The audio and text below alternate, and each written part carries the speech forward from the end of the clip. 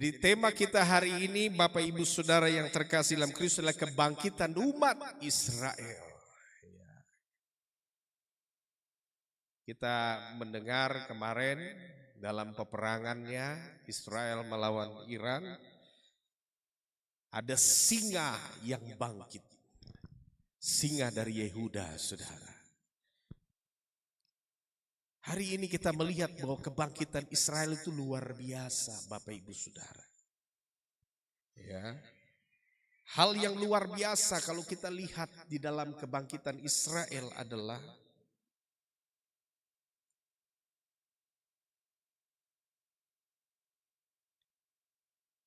Israel adalah bangsa yang tidak bisa digantikan oleh bangsa manapun di bumi ini, saudara.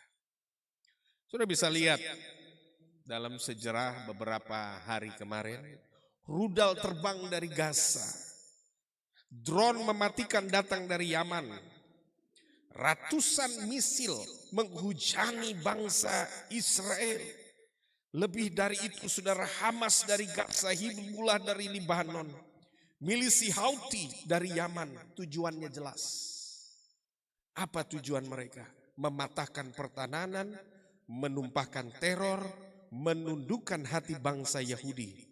Namun bukan kehancuran yang terjadi, melainkan kebangkitan Israel. Bukan ketakutan, melainkan keberanian yang membara, Bapak Ibu Saudara. Bukan ratapan yang didapatkan dengan serangan-serangan itu, melainkan puji-pujian yang bergema di Yerusalem.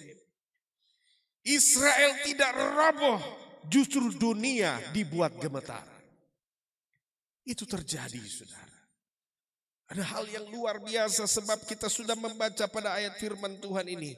Firman Tuhan tentang Israel, demikianlah firman Tuhan yang membentangkan langit dan bumi, yang meletakkan dasar bumi, dan yang menciptakan roh dalam diri manusia. Sesungguhnya aku membuat Yerusalem menjadi pasu yang menyebabkan segala bangsa di sekelilingnya menjadi pening.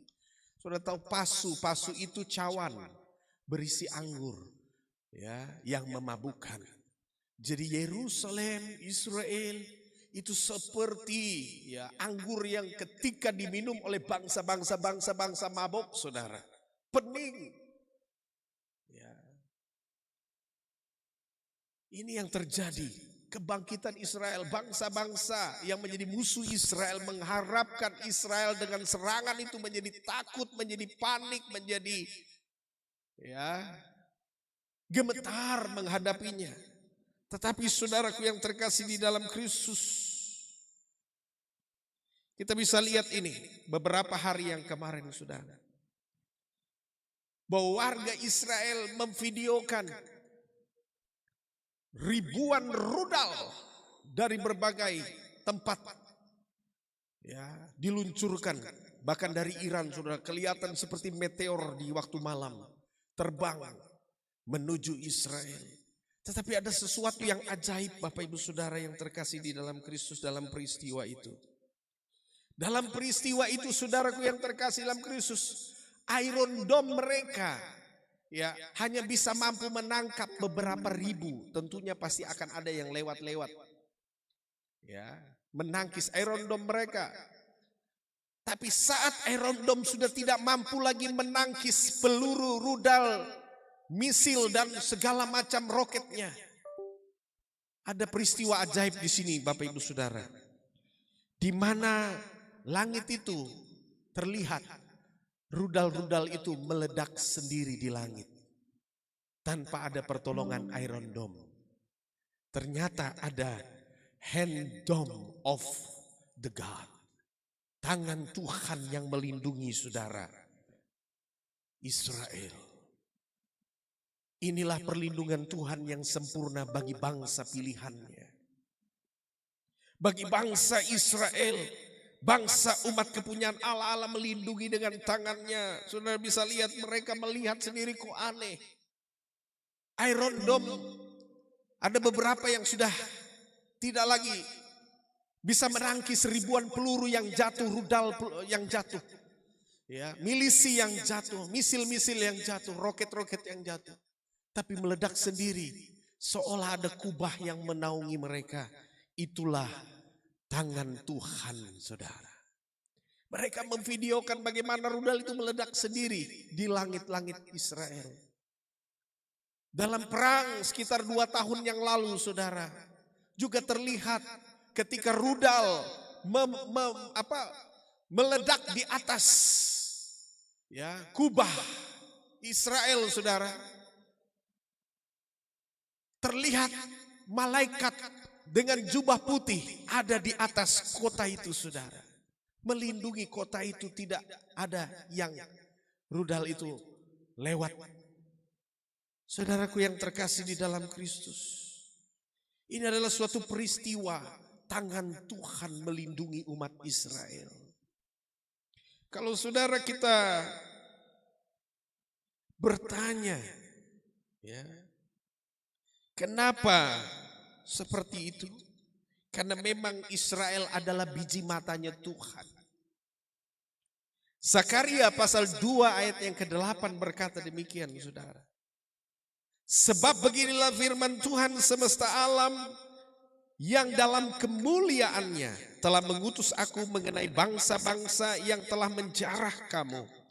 Sebab siapa yang menjarah kamu berarti menjamah biji matanya, nyanya besar Tuhan, saudara.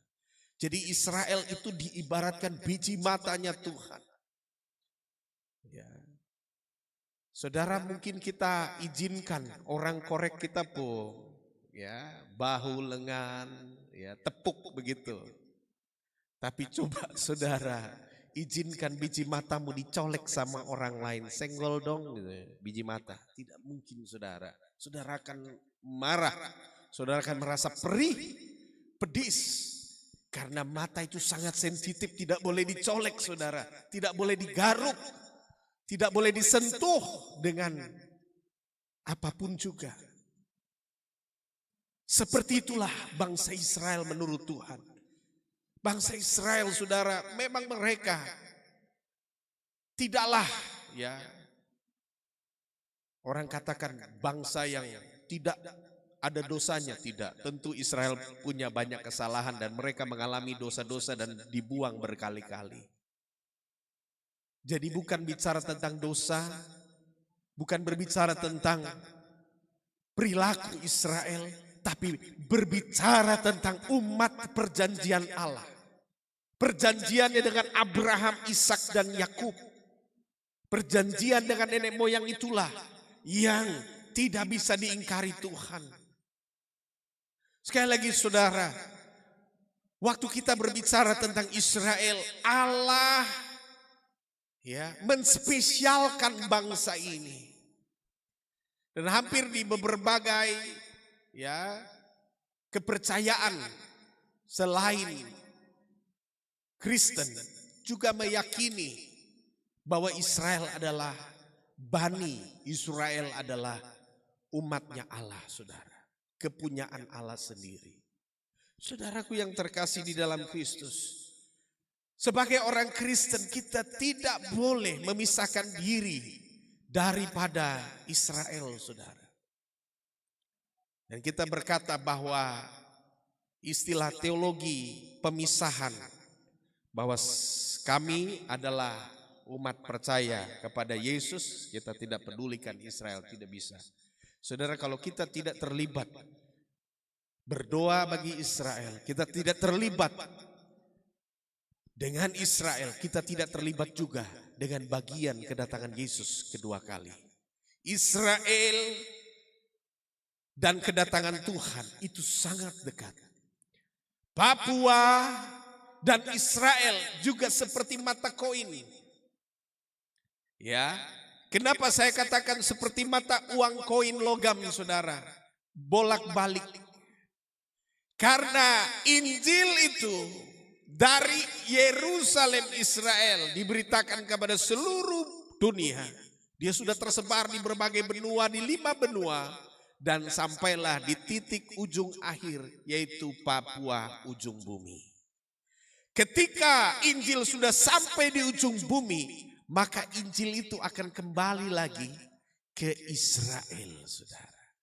Jadi kita tidak bisa memungkiri antara Papua dan Israel sangat dekat, saudara. Kalau kita bicara Papua berarti bicara Israel.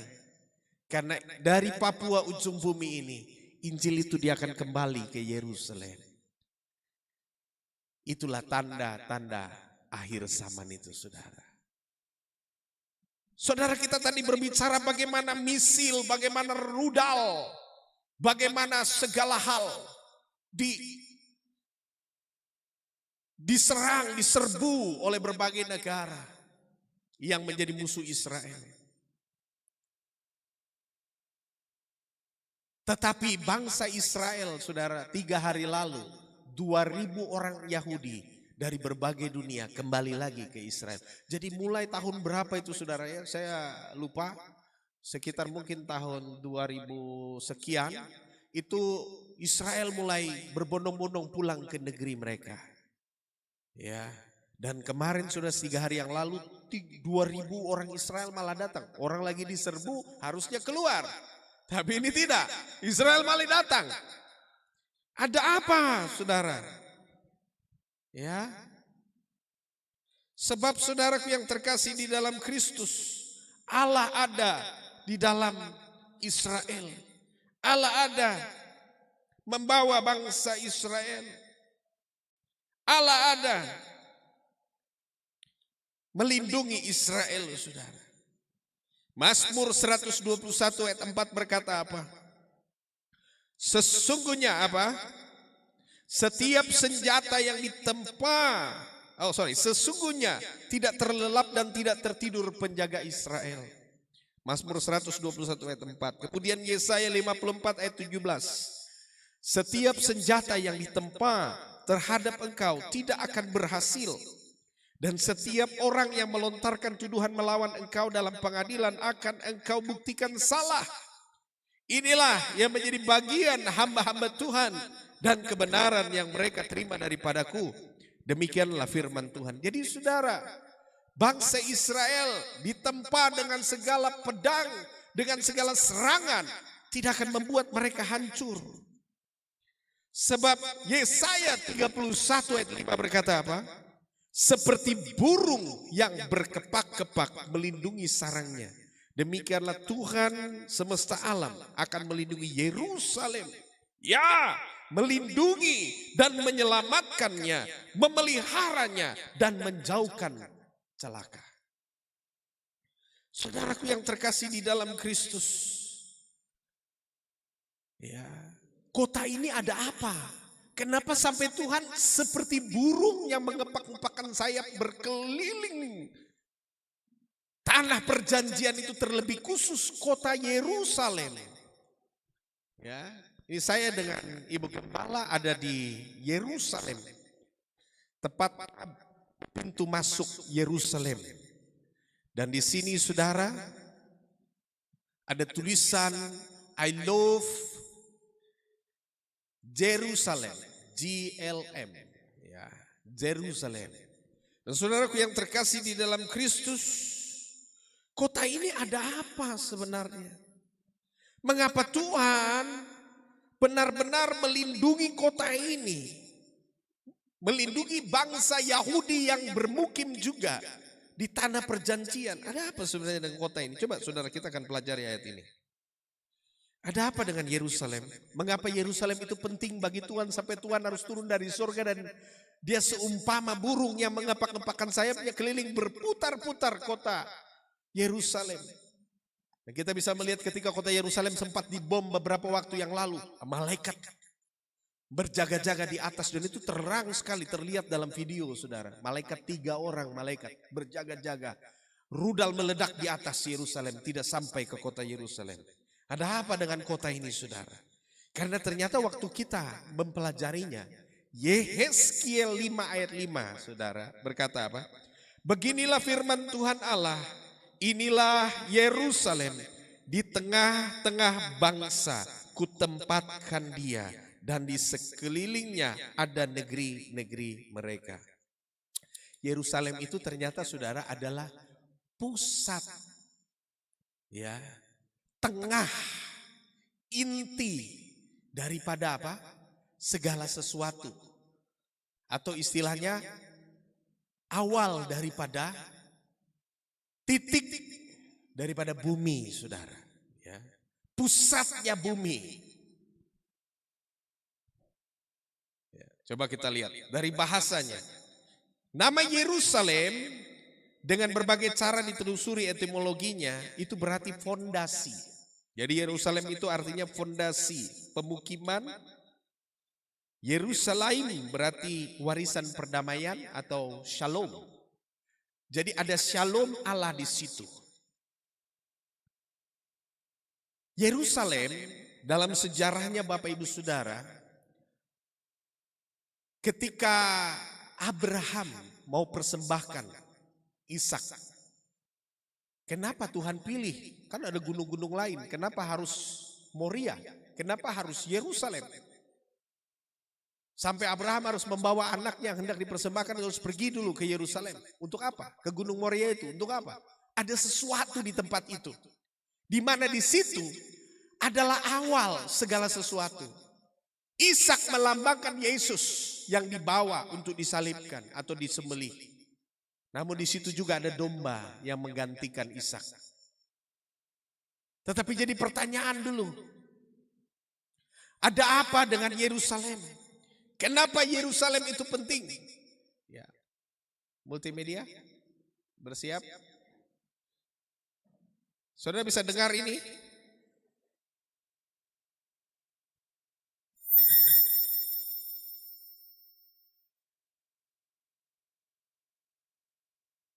Di Focusrite.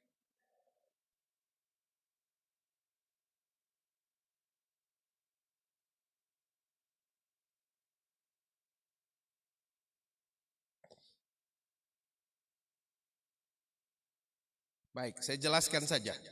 Ini saya ada di Gunung Moria atau Yerusalem. Tepat di belakang saya ini saudara ada dua masjid. Satu Masjid Al-Aqsa, satu lagi Masjid Dome of the Rock namanya. Di Masjid Dome of the Rock ini ada dilindungi, masjid ini membungkus suatu gunung batu. Dan saudara bisa lihat ini ya. Ini gunung batunya.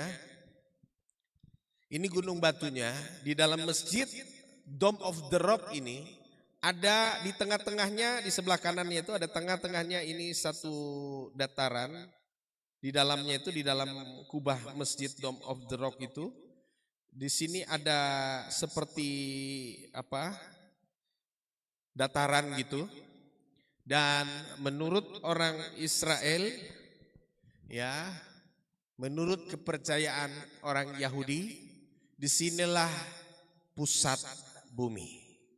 Ya, jadi waktu Allah ciptakan langit dan bumi, awal dasarnya bumi di sini. Tepatnya di sini, dibungkus oleh kubah masjid ini, saudara ya. Dulu di sini adalah tempat tabut perjanjian ditaruh. Jadi ini ya gunungnya itu di atasnya itu ditaruh tabut perjanjian, Shekinah Glory, dan yang membungkus tentunya sebelumnya bukan masjid, yaitu bait suci, Betamikdas. Dari Betamikdas pertama kuil Salomo dan Betamikdas kedua Herodes. Itu disitulah tabut perjanjian ditaruh di atasnya itu. Dan saudaraku yang terkasih di dalam Kristus, menurut sejarahnya gunung itu adalah tempat awal Allah menciptakan bumi ini. Jadi itu dasarnya. Makanya tadi kita sudah lihat dikatakan bahwa beginilah firman Tuhan, inilah Yerusalem di tengah-tengah bangsa-bangsa kutempatkan dia. Jadi Yerusalem dan tepatnya tadi di kubah ini, di bagian fondasinya ini, ya di datarannya itu, puncak gunungnya itu, disitulah letak dasar atau pusat bumi menurut kepercayaan orang Yahudi. Dan disitulah tabut perjanjian dulu ditaruh. Ya, kita nggak usah bahas tentang, saudara bisa browsing untuk yang lain mengapa kok tiba-tiba dibungkus dengan ada masjid di situ. Kita tidak bicara sejarah itu, saudara bisa googling sendiri. Tetapi kita sedang bicara tentang di situ ada tabut perjanjian. Nah, saudaraku yang terkasih di dalam Kristus, kembali kepada ayat tadi, Sakaria 12 ayat 1 sampai 2, juga Tuhan berbicara lewat Sakaria tentang Yerusalem ini. Firman Tuhan tentang Israel, demikianlah firman Tuhan yang membentangkan langit dan yang meletakkan dasar bumi dan yang menciptakan roh dalam diri manusia. Sesungguhnya aku membuat Yerusalem. Saudara perhatikan kalimat ini ya, bahwa Allah menciptakan Yerusalem, membuat Yerusalem. Di Yerusalem itu karena di situ dikatakan apa? Aku meletakkan di Yerusalem, yaitu dasar bumi. Jadi bumi ini dulu kalau diciptakan awalnya, titik awalnya Yerusalem, saudara. Ya, Gunung Moria, tepat di tempat dulu tabut perjanjian ditaruh atau ruang Maha Kudus. Jadi Yerusalem itu dasar bumi, saudara. Dan di sini juga dikatakan, sekali lagi baca, Zakaria 12 ayat 1 sampai seterusnya, firman Tuhan tentang Israel, demikianlah firman Tuhan yang membentangkan langit dan yang meletakkan dasar bumi dan yang menciptakan roh dalam diri manusia. Jadi ternyata di Yerusalem juga dulu adalah Taman Eden. Ya, bukti-bukti sejarah bahwa Yerusalem adalah Taman Eden, ada sungai Pison, Gihon di bawah Yerusalem. Ya.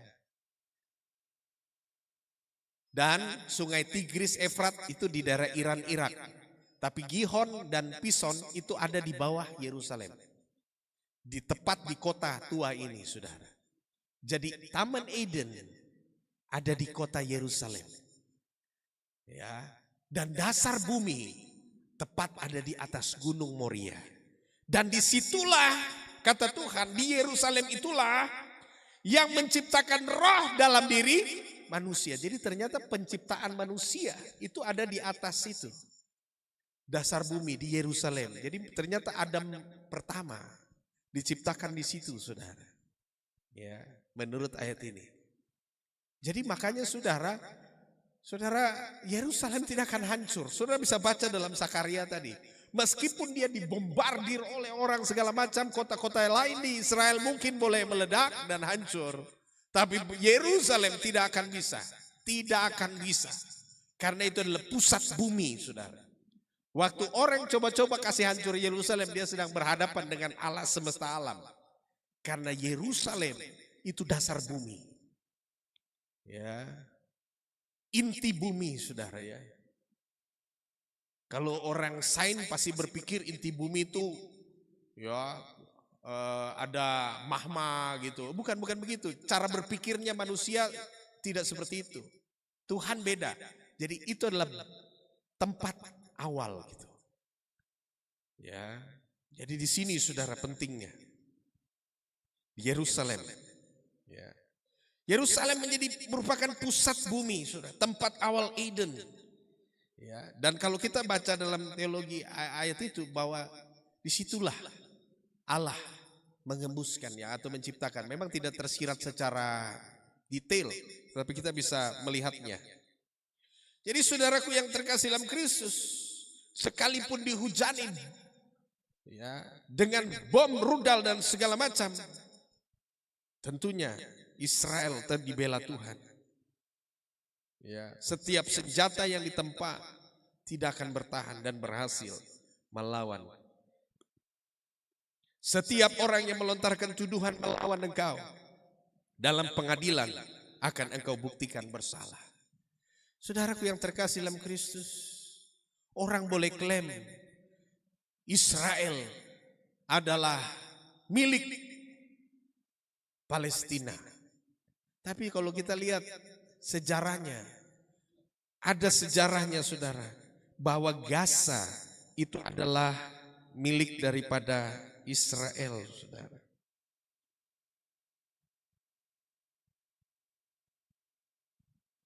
Kita baca Yosua 15 ayat 45 sampai 47. Saya akan bacakan kepada kita. Bahwa milik pusaka suku Yehuda atau Yahudi hari ini, saudara. Saya akan bacakan Yosua 15 45 sampai 47. Ekron dengan segala anak kota dan desanya, mulai dari Ekron sampai ke laut, segala yang di sisi Asdod dan desa-desanya, Asdod dengan segala anak kota dan di desa-desanya, Gaza dengan segala anak kota dan desa-desanya, sampai ke sungai tanah Mesir, laut besar dan pantainya. Milik siapa? Suku Yehuda. Siapa suku Yehuda? Yahudi hari ini, saudara. Jadi kita kalau mau bicara dokumen sejarah, Alkitab adalah dokumen sejarah nyata, saudara. Yang ditulis dari abad ke abad, dari ribuan tahun ke ribuan tahun. Bahwa Gaza adalah milik siapa? Israel, milik suku Yehuda.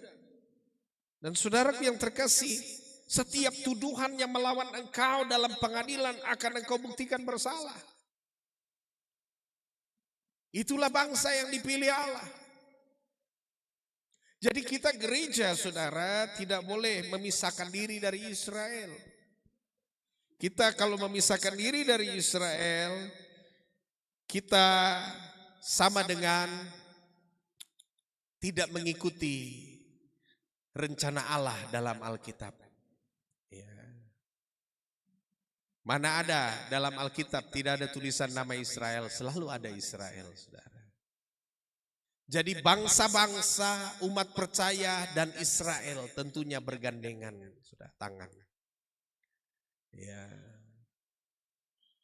Saya lupa Paus Fransiskus keberapa itu, yang tahun zaman Covid 2021 ya.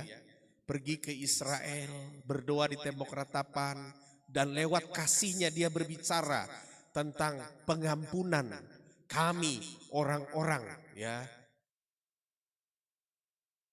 Katolik, Kristen dan seterusnya. Kami memisahkan diri dengan Israel. Tapi mulai waktu itu, saudara, ketika kunjungannya ke Israel, dia memperdamaikan antara Katolik, Kristen dan orang percaya kepada Israel. Dan sejak hari itu, saudara, Israel juga membuka diri bagi semua agama, khususnya yang satu, ya, satu akar keyakinan dari Torah tadi, yaitu kita orang Katolik dan Kristen, saudara. Ini adalah wujud nyata bahwa Katolik, Kristen bergandengan tangan untuk bersama-sama Israel dalam penggenapan nubuatan Tuhan akhir zaman, saudara. Kita tidak bisa memisahkan diri dari Israel, saudara. Dan saudara, kita bisa lihat Yehezkiel 36 ayat 24.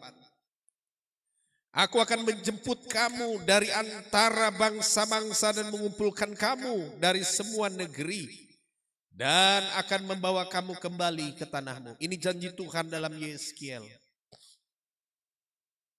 Yehezkiel adalah nabi yang mendesain dalam penglihatannya. Dia melihat adanya pembangunan bait suci ketiga, Betamikdas ketiga, yang belum dibangun sampai hari ini. Bait suci pertama Salomo, bait suci kedua di zaman Yesus, di masa Herodes yang membangunnya. Tapi ada satu bait suci yang ditulis oleh Nabi Yehezkiel, bait suci ketiga belum pernah dibangun, saudara. Dan kembalinya orang Yahudi dari seluruh dunia akan membangun kembali bait suci ketiga di Gunung Moria, di tempat yang kita lihat tadi, dasar bumi itu. Inilah yang menyulut perang dunia sebenarnya, saudara. Kenapa perang tidak henti-henti? Karena memang ada rencana itu. Presiden Netanyahu ya, mengatakan, kami akan membersihkan Yerusalem dari semua penyembahan-penyembahan agama-agama lain. Dan kami akan membangun satu yang hanya menyembah kepada Elohim Israel. Ya, semua bangsa boleh datang beribadah di tempat itu, tapi tidak ada penyembahan yang lain. Coba bayangkan saudara. Berarti rencana mereka sudah sesuai dengan apa yang ditulis Alkitab. Kita tidak bisa melawan itu saudara. Ya, bangsa-bangsa mungkin bisa menghalang-halangi, tapi tentu tidak akan bisa menghentikan program Tuhan, karena di balik pergerakan Israel ada Tuhan yang menulis dalam Alkitab saudara dan saya. Dan semua isi Alkitab ini Yesus pernah bilang, aku datang untuk menggenapinya. Tidak satu pun titik dan koma di dalam Alkitab tidak tergenapi. Tidak ada yang bisa menghambat Alkitab saudara. Jadi kita sebagai bangsa-bangsa yang percaya karena berita Injil yang dibawa dari Yerusalem oleh para rasul sampai ke tanah Papua ujung bumi ini, maka kita juga harus bangkit dan berdoa bagi bangsa Israel, umat pilihan Allah. Kita tidak boleh sama sekali mengutuk Israel saudara, tidak bisa. Kita tadi lihat sudah baca, Yerusalem menjadi tempat yang akan diperebutkan, dikatakan di sini. Yerusalem akan menjadi batu untuk diangkat bagi segala bangsa. Siapa yang mengangkatnya pastilah mendapat luka parah. Saudara, coba-coba pindahkan Yerusalem, coba-coba mengusik Yerusalem, coba-coba mengusik Israel dalam penggenapan akhir zaman. Bangsa itu akan luka parah. Apalagi kutuk Israel. Tidak bisa saudara. Tidak bisa. Ya. Tuhan akan membuat apa? Aku akan membuat segala kuda menjadi bingung dan penunggangnya menjadi gila. Wow, saudara, hati-hati. Israel bukan main-main. Dia biji mata Allah, pupilnya Allah. Tidak bisa sama sekali dikorek-korek, saudara. Mereka akan makin lama makin kuat, saudara. Ya. Mari saudara, mungkin kita tidak terlibat dalam hal-hal lain, tapi lewat doa kita bagi Israel, ya, berdiri bagi Israel, berdoa bagi Yerusalem, kita akan melihat kita juga terlibat dalam bagian yang terbaik itu saudara. Kita bersyukur kita juga selalu bersama-sama dengan para rabi di Israel. Mereka juga selalu minta dukungan doa. Dan salah satu rabi yang selalu membagikan firman bagi kita semua, yaitu Rabi Mordekai bin Yaakov. Beliau selalu minta, selain beliau memberkati kita, tapi juga minta kita mendoakan mereka. Dan Rabi selalu bilang bahwa saya tidak hanya memberkati, tetapi juga saya minta untuk diberkati. Ini adalah hal yang luar biasa.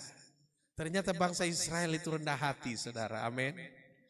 Ya, jadi jangan kenal Israel di zaman Yesus, saudara. Ini Israel yang sekarang bukan lagi seperti di zaman Yesus. Israel yang sekarang adalah penuh kasih, penuh dengan kerendahan hati, kesetiaan mereka berdoa. Aduh, saya pergi di Israel itu kita rasa malu, saudara. Karena bagi orang Israel hari Sabat tidak ada satupun yang tinggal di rumah, saudara. Karena mereka sadar betul kalau saudara mereka telah melalaikan Sabat selama nenek moyang mereka ada.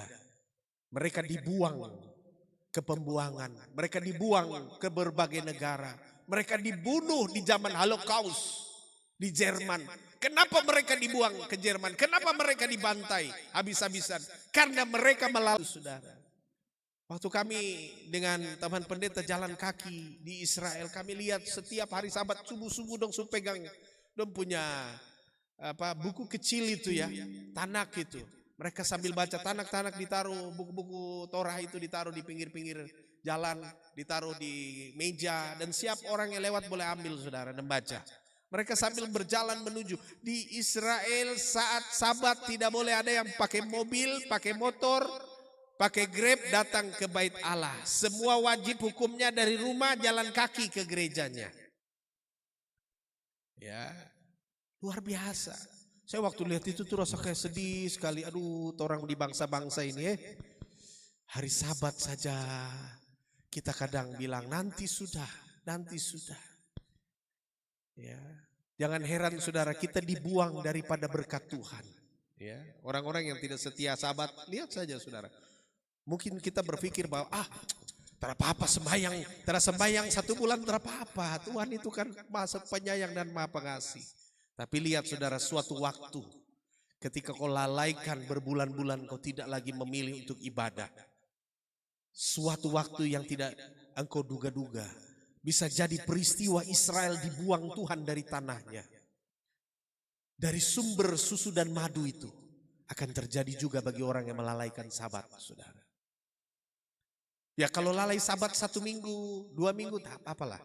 Tapi kalau sampai kita bertahun-tahun kita melalaikan Sabat, ini bisa dibuang saudara. Dibuang. Ya, dibuang Tuhan. Kita akan menjadi orang-orang yang tidak lagi mengenyam susu dan madu Tuhan. Berkat Tuhan. Bangsa Israel saudara tidak melalaikan. Oh kalau sekarang tuh Sabat tuh mereka wajib.